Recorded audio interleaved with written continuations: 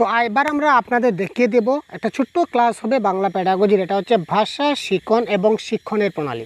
একদম ছোট ক্লাস, ভাষা শিক্ষণ এবং শিক্ষণের প্রণালীর সম্বন্ধে শুধু কনসেপ্টটা আপনাদের বলবো, ভালো করে মাথায় নেবেন। তো দেখুন, ভাষা শিক্ষণ এবং শিক্ষণের প্রণালী বলতে কী বোঝায় দেখুন, শিক্ষার মূল কেন্দ্রে রয়েছে শিশু। শিক্ষার মূল কেন্দ্রে কে রয়েছে? শিক্ষার মূল কেন্দ্রে রয়েছে শিশু। আর বাংলা ভাষার শিক্ষাদানের ক্ষেত্রে শিশু কেন্দ্রিক শ্রেণীকক্ষটা অত্যন্ত গুরুত্বপূর্ণ। ঠিক আছে, আমাদের ক্ষেত্রে আমরা যখন শিক্ষা দান করব তখন আমাদেরকে মাথায় রাখতে হবে যে আমাদের শ্রেণীকক্ষটা কী ধরনের হবে। এটা হবে আমাদের চাইল্ড সেন্ট্রিক শ্রেণীকক্ষ, চাইল্ড সেন্ট্রিক। ঠিক আছে, আমাদের টিচার কেন্দ্রিক হবে না, টিচার সেন্ট্রিক হবে না, এটা হবে চাইল্ড সেন্ট্রিক। অর্থাৎ শিশু কেন্দ্রিক শ্রেণীকক্ষ মানে শিশুরা যা চাইবে তাই হবে। আমি কি করে বোঝাচ্ছি সেটা বড় কথা নয়, আমি কি করে বুঝালে একটা শিশু বুঝতে পারবে এটাই বড় কথা। আপনার টার্গেট থাকবে আপনি যে কোনোভাবে বোঝান না কেন, শিশুটা যেন আপনার কথাটা খুব ভালো করে বুঝতে পারে, আপনার ক্লাসটা যেন খুব ভালো করে বুঝতে পারে। বর্তমানে শিক্ষা ব্যবস্থা হচ্ছে মনোবিজ্ঞান নির্ভর। অর্থাৎ বর্তমানে যে শিক্ষা ব্যবস্থা এটা হচ্ছে সম্পূর্ণ সাইকোলজি বেসড, সম্পূর্ণ সাইকোলজির উপর ডিপেন্ড করছে। তাই বাংলা ভাষায় শিক্ষাদানের জন্য মনোবিজ্ঞান পদ্ধতি অত্যন্ত প্রয়োজন। তো বাংলা ভাষায় শিক্ষাদানের ক্ষেত্রে আমাদের মনোবিজ্ঞান পদ্ধতি যেটা রয়েছে এটা কিন্তু অত্যন্ত প্রয়োজন। শিক্ষার্থীদের কয়েকটি প্রণালীতে ভাষা শিক্ষা দেওয়া হয়, কয়েকটা প্রণালী রয়েছে, সিস্টেম রয়েছে, যে সিস্টেমে আমরা তাকে কী করি, শিক্ষা দিই। এই যে শিক্ষণের প্রণালীগুলো এবার আমি ডিসকাস করবো একটু একটু করে। এক নম্বর দেখুন, মনোবৈজ্ঞানিক পথে ভাষা শিক্ষাদান, অর্থাৎ সাইকোলজি কী বলেছে দেখি। সাইকোলজির রাস্তায় যদি আমরা ভাষা শিক্ষাদান করি তাহলে তার কিছুটা পয়েন্ট আমরা এবার দেখতে পারি। সহজ বিষয় থেকে জটিল বিষয়ে শিক্ষাদান করতে হবে শিশুদেরকে। সবের প্রথমে আমরা ইজি টু কমপ্লেক্স, অর্থাৎ আমরা বলতে পারি সিম্পল টু কমপ্লেক্স, এটা মাথায় রাখবেন, সিম্পল টু কমপ্লেক্স বা ইজি টু কমপ্লেক্স। আমরা শিশুকে প্রথমে সবচেয়ে সহজ বিষয়টা শেখাবো, তারপর আমরা কঠিন বিষয়টা শেখাবো। প্রথমেই আমরা যে জিনিসটা একটু কঠিন লাগছে, জটিল লাগছে, সেটা আমরা সবের প্রথমে তাকে শেখাতে যাব না। একদম সহজ বিষয় যা থাকবে তা আমরা শিশুকে আগে শেখাবো এবং তারপর আমরা জটিল বা কঠিন বিষয় যেটা থাকবো এটা আমরা পরে শেখাবো। ঠিক আছে, তারপর দেখি জানা বিষয় থেকে অজানা বিষয়। প্রথমে আমরা জানা বিষয় থেকে স্টার্ট করব। যেমন ধরুন আজকে আমি তাকে একটা পার্ট পড়াবো, ধরুন আজকে আমি তার একটা পার্ট পড়াবো, ঠিক আছে, একটা আমি পার্ট পড়াবো, এমন একটা পার্ট পড়াবো যে পাঠের মধ্যে কিছু অজানা কথা রয়েছে। অর্থাৎ আমি তাকে আজকে বৃত্ত বুঝাবো, বৃত্ত। আমি আজকে ম্যাথসের একটা ক্লাস নিতে চাচ্ছি, তো ম্যাথসের ক্লাসের বৃত্ত সম্বন্ধে আমি ধারণা তাকে দিতে যাচ্ছি।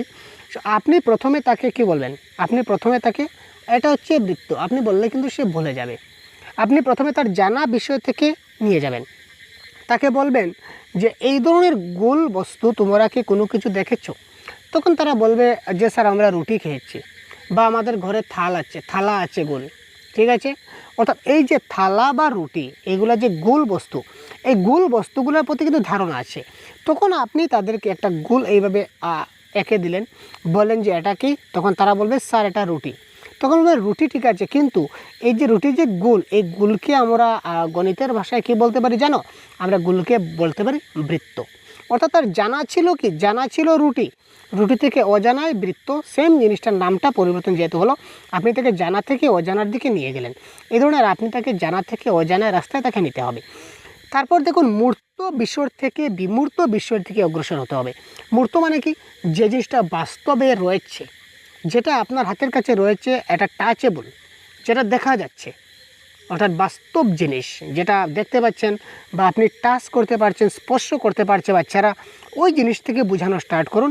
তারপর যে জিনিসটা আদৌ নেই ওই জিনিসটা বোঝানোর চেষ্টা করুন। অর্থাৎ প্রথমে যে জিনিসটা আছে ওটা, যেটা তারা টাচ করতে পারছে, দেখতে পারছে বা স্পর্শ করতে পারছে, ওই বিষয়গুলি নিয়ে ক্লাস শুরু করুন, বোঝানোর চেষ্টা করুন। তারপর আপনি বিমূর্তর দিকে অগ্রসর হবেন, বিশেষ থেকে সাধারণের দিকে অগ্রসর হবেন। প্রথমে বিশেষের দিকে নজর দিতে হবে, মানে specific to general, specific to জেনারেলের দিকে যাবে। স্পেসিফিক টু জেনারেল মানে কি, আপনি প্রথমে একটা স্পেসিফিক কিছু ধরালেন, স্পেসিফিক একদম নির্দিষ্ট করে কিছু একটা তাকে বোঝানোর চেষ্টা করলেন, তারপরে আপনি জেনারেলের দিকে গেলেন। ঠিক আছে, বোঝা গেল। সমগ্র থেকে অংশের দিকে প্রথমে একদম হোল কনসেপ্টটা তাকে বুঝালেন, তারপর আপনি পার্ট করলেন। যেমন ধরুন এটা কি, এটা হচ্ছে আমার শরীর, সম্পূর্ণ শরীর, এটা হচ্ছে কি আমার একটা শরীর। তারপর আপনি বললেন যে এই যে শরীরের এই অংশটার নাম কি, এটা হচ্ছে হাত। এই অংশটার নাম কি, এটা হচ্ছে আঙ্গুল। অর্থাৎ আস্তে আস্তে তাকে সমগ্র থেকে অংশের দিকে তাকে বোঝাতে হবে। প্রথমে তার কনসেপ্ট আছে যে এটা শরীর বা এটা মনুষ্য শরীর, এটা তার কনসেপ্টে আছে। তারপর আপনি তাকে কী করবেন, ভেঙে ভেঙে পার্ট পার্ট করে আপনি তাকে শেখাবেন। অভিজ্ঞতা লব্ধ জ্ঞান থেকে যুক্তি নির্ভর জ্ঞানের দিকে অগ্রসর হতে হবে। প্রথমে অভিজ্ঞতা লব্ধ অর্থাৎ যে বিষয়ে তার অভিজ্ঞতা রয়েছে, অর্থাৎ প্রিভিয়াস এক্সপিরিয়েন্স রয়েছে, প্রিভিয়াস নলেজ রয়েছে, প্রিভিয়াস নলেজ যে বিষয় রয়েছে ওইখান থেকে শুরু করবেন এবং তারপর আপনি যুক্তি তর্ক দিয়ে আপনি তার পিছনে মানে একটু অগ্রসর হতে থাকবেন।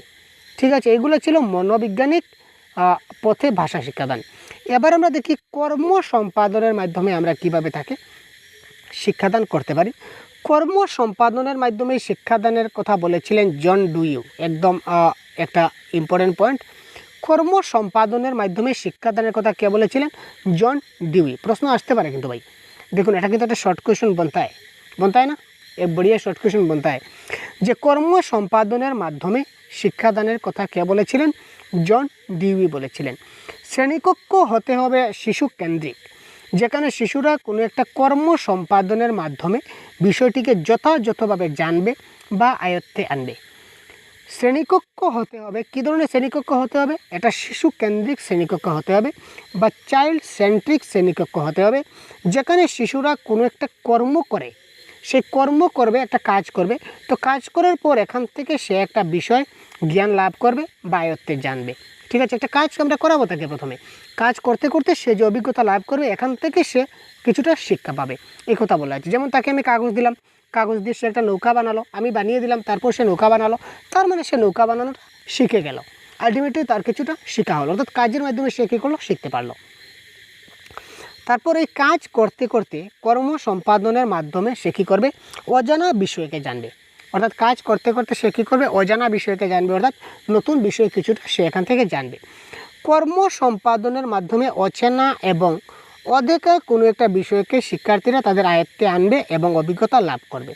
ঠিক আছে, কর্ম সম্পাদনের মাধ্যমে তারা কী করবে, অচেনা বা অদেখা কোনো একটা বিষয়কে তারা আয়ত্তে আনবে বা অভিজ্ঞতা লাভ করবে, অর্থাৎ যে জিনিসটা তারা চিনে না, যে জিনিসটা তারা কোনোদিন দেখেনি, ওই জিনিসটা তারা কাজের মাধ্যমে তারা আপনি তাকে মোটিভেট করে এটাকে আয়ত্তে আনবেন। ঠিক আছে,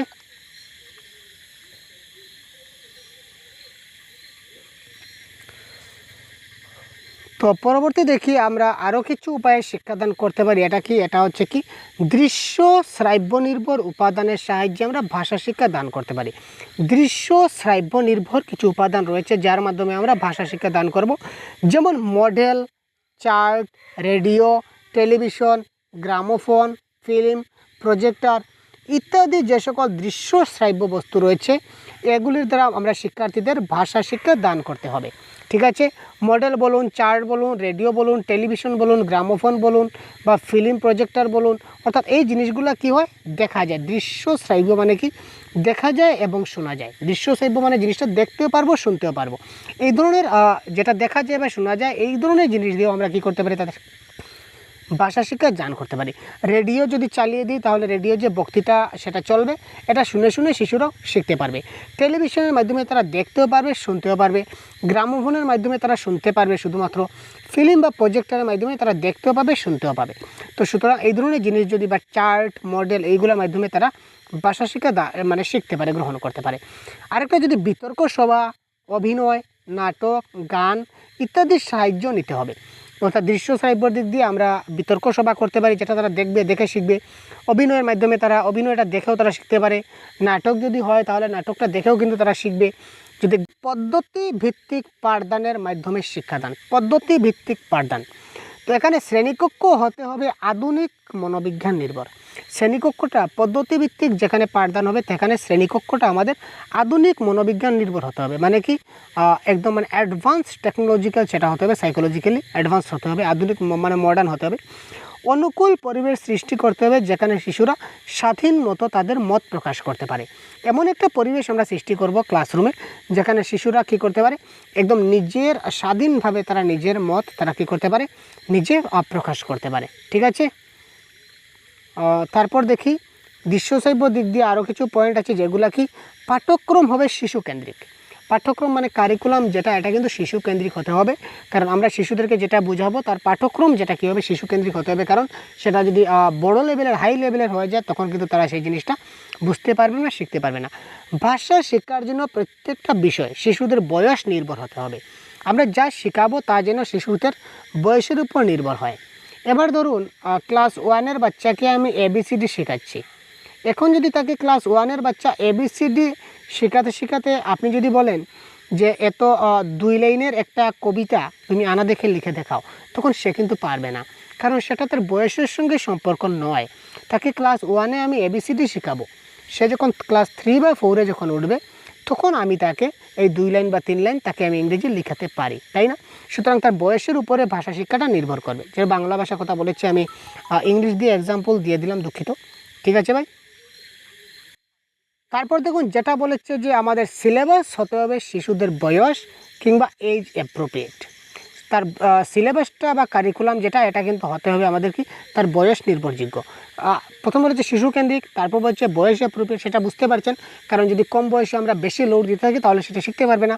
পাঠ্যপুস্তক হবে মনোবিজ্ঞান নির্ভর এবং উন্নত মানের। পাঠ্যপুস্তকটা সাইকোলজি বেসড হতে হবে এবং কিছুটা উন্নত মানের হতে হবে। পাঠ্যপুস্তক হবে নির্ভুল, কারণ পাঠ্যপুস্তক আমরা এমনভাবে তৈরি করব যেখানে পাঠ্যপুস্তক থেকে নির্ভুল থেকে কোনো ভুল থাকে না।